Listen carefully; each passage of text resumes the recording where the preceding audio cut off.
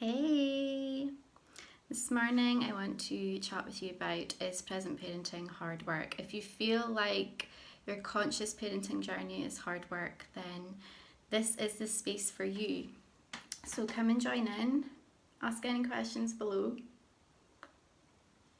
Tell me how you're feeling, if you're feeling like it's hard work. Because it can feel like hard work. I've always known and strongly held that it's hard work for a time, but in the long term, it's easier.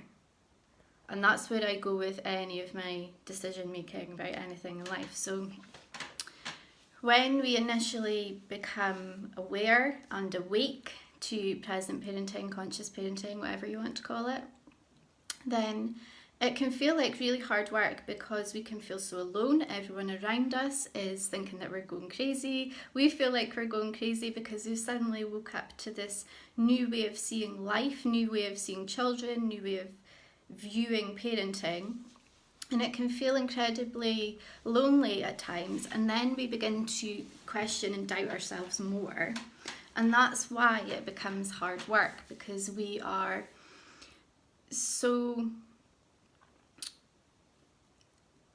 we're still so integrated in the ego and what the mind is saying, and breaking down those patterns and creating and integrating a new soul alignment space. We're so ingrained in the patterns and the thinking and the structures and the rules and the form and what everyone else outside of us is thinking and doing. That is the part that makes it hard, because when we're hearing everything else around us and it's noise, it's just noise, that's all it is.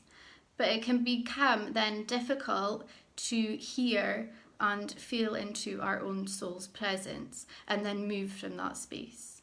So that's why it can feel like hard work. When you recognize this and you notice this when it's coming up, then it begins to get easier.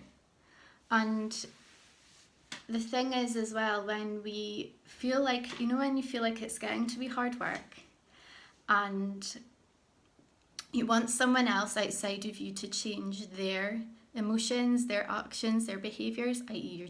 your child, your kids. You want them to change something in order for you to then feel better, in order for you to feel easier, like this is easier.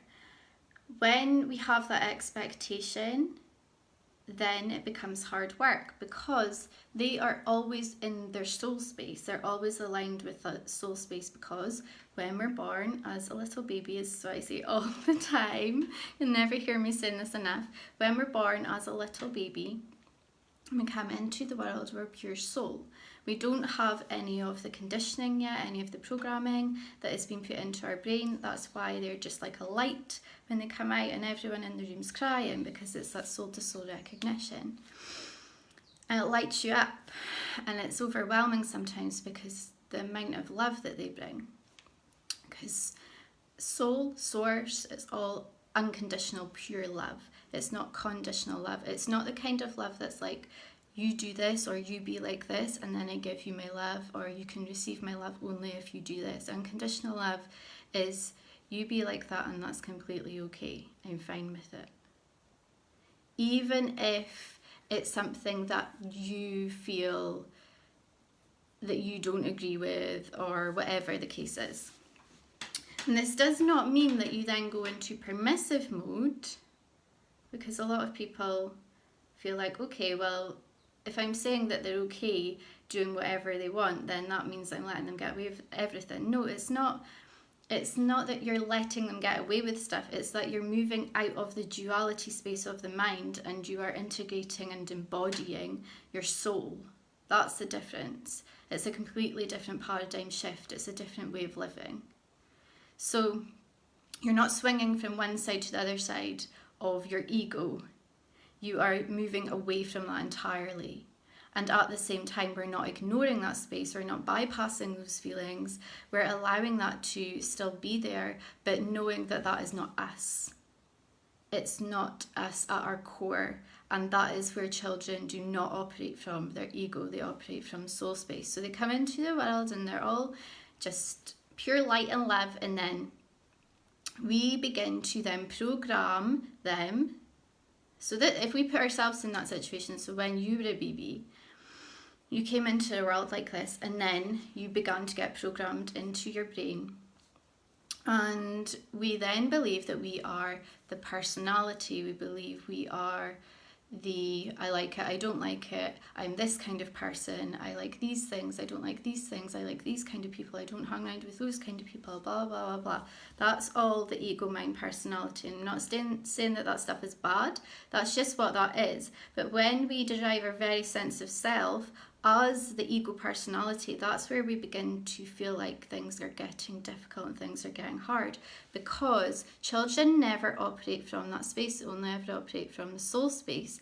So in order to connect deeply with them in that realm, we have to move ourselves there rather than continuing the pattern of expectation that something outside of us changes in order for us to feel calm, in order for us to feel connected, in order for us to feel safe, essentially. So the part that is hard is going into your own ego emotions, going into feeling, going into sitting and being with the uncomfortable spaces that perhaps you've not looked at or you've maybe ignored for all of your life. Maybe it's parts of your patterns that are coming up that you are scared of and you don't feel safe in. And that's okay too, but it's about recognizing and being aware of it and knowing that actually that is the ego mind, that is not you at your core, which is soul. When you begin to repeat this over and over and over and over and over and over and over again, and the way that you can speed this up is to become very, very present in the moment. Then when you are being present, you can notice and observe more what's going on within your mind, what thoughts are coming up, and knowing that all the thoughts that come up are just simply energy. That's all it is. We know that everything is energy.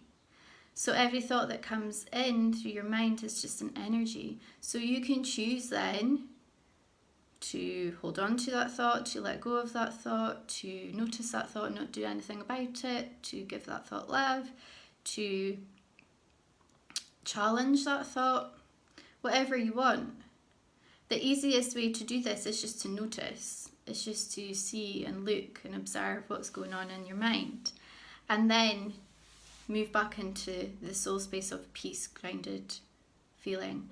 What I guide my clients into and what I teach is not it's not healing childhood wounds, it's not clearing karma, it's not things like cutting energetic cords and tarot and all of that stuff. It's none of that. It's simply ancient Zen spiritualism that has been tried and tested for thousands and thousands of years. It's presence, it's being. It's not that you have to do something in order to be feeling a certain way. It's that we be first. And if you're watching this, you will know how the law of attraction works. You will know that if you are being in a certain frequency, then at some point it has to land, because you are now in that space, that energetic space, so it has to land. But what I tend to do within my own coaching is not even teach the law of attraction, because it's still part of the metaphysical space, it's still part of the mind space, and all of that stuff, again, it's absolutely fine. There's nothing wrong with it, it's fine to do on its own, but that's just not what this is. It's not what children operate from. It's not where you're going to feel like you finally cracked it if you feel like it's constantly hard work. That's the difference that I'm trying to get across here. So what I do is different, because we just cut out all of that noise and go straight to the core. And then when you get straight to the core and you have to look at this stuff, that's when it becomes hard for that short amount of time. And you will know if you go watch my other video that I did last week, quantum pattern breaking and parenting, then you will find out why in that video that it's uncomfortable for a short amount of time. I go into it in much more detail in that video. But it's uncomfortable for a short amount of time whilst you are breaking this pattern, whilst you're looking at this ego space, whilst you're feeling all of the feelings that you don't want to feel, whilst you are feeling unsafe essentially. And then and also in that video I go into how to feel safe when you feel unsafe and feeling emotions. So go and watch that one as well. Once you move through that space and you felt into that emotion, and then you feel like the pattern is coming up maybe in other areas that will pop up in your life rather than just in your parenting, because your children will mirror that to you over and over and over again. It's not that they are deliberately trying to test you or push you or manipulate or anything like that. It's that, and so many people will say, oh yeah, but they know what they're doing, all of that. Their brain is not wired until they're at least 12 to be able to manipulate. That's just basic science and chemistry within the brain. From a quantum physics field, children only ever operate from the soul space. And it's at the point now where we don't have to debate whether this is true or not, because we know it's real. This is science. It's not some made up thing that we've been debating for many years. This is real. This works, and you know it works because when you get into this space then it just flows effortlessly. So it's not really about any more debating whether this is true or not, or whether this works or not, or all of that stuff. That's okay if you want to go and debate that, but that's not what this is either. This is a space where we know that it works, and then we get to play with it and have fun with it and create within it and be within it. That's what this space is. That's what I am all about in my coaching, and that's what I love to do with the women that I bring into this space with me. So if you feel like this is hard work, take a breath. Know that whatever's going on in your mind is simply an energy. Know that you can choose to be with that energy, look at that energy, change that energy. And then know that yes, it may be difficult when you are looking at patterns, and that is okay. You allow yourself that time. Because this is, again, it can happen very quickly, the awakening, and when it lands, it's like boom, oh fuck. What do I do now? And then it's a process and it's a lifelong thing. But it doesn't have to take long for you to feel peaceful and to feel calm and to feel playful again and to feel like you're in your own presence. It's the maintaining it long term that can be the hard part, and that's where I love to just swoop in and help people with, because it's like, come on, you're doing so well, keep going. It's just like a little nudge from the universe when it starts to feel difficult again. It's just like, okay, there's a deeper layer here. How deep can we go with this? And then allowing yourself to feel safe to go into that space too. So that's all that's going on here from a quantum field space. And if you resonate, please put a little heart or something below, or just say yes. And again, if you've got any questions, then comment below and I'd be more than happy to help you with this. So when you start to begin to integrate and embody the soul space and your own soul alignment, and again, this is because often people think, okay, my soul alignment is what everyone else is doing and their soul alignment, and that's not the case at all. Your soul alignment is only you and how you experience the world and how you feel through life. You experience how no one else in this earth experiences. Everyone experiences differently. So your soul alignment is unique to you, and it's only ever you who knows deep down what is best for you. And that does not come from what other people are doing or not doing. Occasionally, maybe you might see that someone is doing something different from you, and you might feel like, oh, okay, that actually resonates, and I'm going to try it and then see how that feels. So sometimes it's kind of like, when we're feeling a bit unsure or stuck or feel like it's hard work, and sometimes the aligned feeling is to, well, the thing to do first is to always go within, always, and then from that space, like that calm feeling when you've gone within, then sometimes you might feel like, oh, okay, I need to ask this person something, or I need to go to that course for this, or I'm going to try this out with my child, or that space looks like it would be a good community for me, that kind of thing. Sometimes that will happen, so it's not that you have to do it all on your own either. But if you are feeling like you are, if it feels hard work, it can also sometimes be that you are actually trying to be in someone else's alignment just because that fits a narrative of present parenting. And a big one for that is whether you send your kids to school or not. Like, a lot of people will say, oh, if I send them to school, can I still present parent? Yes, of course. Of course you can. Most of my clients home educate, and I home educate, and that's just kind of like who I bring in, because that's like the mirror reflection. But I've had clients that don't home educate, and we ourselves, like in my family, my kids have friends, we have friends that do not home educate, because if you cut yourself off and only say, okay, these are the only people that I can now be around or hang around with, then you're essentially cutting yourself off from the whole full spectrum of living life. And I'm not saying to stay in connection space with people that are not feeling aligned or feeling toxic or whatever the case may be. I'm not saying that either. It's just recognizing that actually, okay, I don't need to go down this one narrative just because these are all the rules of what that means. Or if you are home educating, it doesn't mean that you have to go down all the narrative rules of what that means either, or what someone else has placed onto that home educating of what that means. I'm hoping this is making sense for you.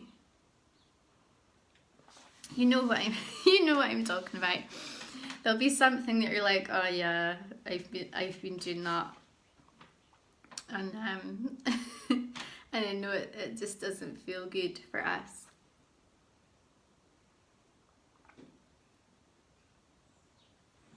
So a good example of this is within the home education community, there's quite a high expectation that everyone will just immediately send their kids to forest school. Now, if you want to send your kids to forest school, it's more than okay if they enjoy it, if they love it, blah, blah, blah, blah. For us, that didn't really work out, didn't resonate, it just didn't feel aligned. So we do things differently. We don't do that. If down the line, however, my kids suggested and said, oh, okay, I want to try it, then I'd be open to it. That's okay. It's not like oh, they're doing this, so I need to do this too. Now I'm in this community. No, it's not that. And if you are feeling like present parenting is hard work, often it's because we're trying to live up to a narrative that actually simply doesn't fit with us and who we are and who our kids are. So it's like you're not trying to make your kids live through that narrative either. If you feel like something is a good idea and they don't really, there's like that space where you know that this is the right thing, or you know that actually you're just pushing You're just pushing into that narrative space. So really look at that, really go into that, really dig deep within that space and see what comes up, see how you feel. But mainly the main thing is practicing presence, because that's truly all this is. Children are always present. That's it. There's no big rocket science to this. It's just simply like, it's kind of like, we always believe that things have to also be hard in order to like finally get where we need to be. And yes, often that is the case when you're looking at your own traumas and your own patterns and your own conditioning. Yeah, that can be difficult. And it can also be something that is a really simple, easy switch over or change in your own embodiment. And that's it. It's just like, oh, I see this differently now. Oh, wow, yeah, I didn't think of it like that. Oh my god, yeah, that makes complete total sense. Wow, boom, like, I'm going to do this thing now. And that's where it gets to be easy, is when you follow your own intuition and you trust it, regardless of what's going on around you, outside of you, or what everyone else is doing. You trust that in that moment you know what you're doing. And again, this is why like the rules and what to do and like having that set in stone thing with children just doesn't work, because every moment is different. And in one moment you might choose to do something one way, and then in the next moment, if they're doing the exact same thing that perhaps maybe isn't safe or whatever, and you need to guide them away from whatever it is they're doing, then you might like just, it's not even like you are logically working out or choosing. It's like a soul-led thing that just happens, because consciousness is not thought. There's no thought involved. It's just like you know what to do in that moment. You know what it is that you need to do moment by moment, and that can be different. So if you've got like a set of rules, or like if they behave this way then I do this, then that's not going to serve you or them, because you are again coming from the ego mind space and going into a narrative and trying to make them fit in there as well. And they're not going to fit in there, because they're not in that ego mind space. They're only ever in the soul space. So when you move away from that and you break away from that and you embody your own soul and you trust it divinely no matter what, then you can be present in each moment and just simply know what to do. And that's where it becomes easy, that's where it becomes simple, that's where you feel like you've always got this, because you're guided from within. And sometimes, yeah, that might be that you ask someone else for help and you receive support too. It's not like you have to do this all on your own either. Okay, I think that's everything for today. Again, if you've got any questions, please comment down below. All of these live videos I also put onto my YouTube channel, Lois, so come over there and subscribe if you want to as well, if you prefer YouTube. And I will speak to you all soon. Lots of love. Bye.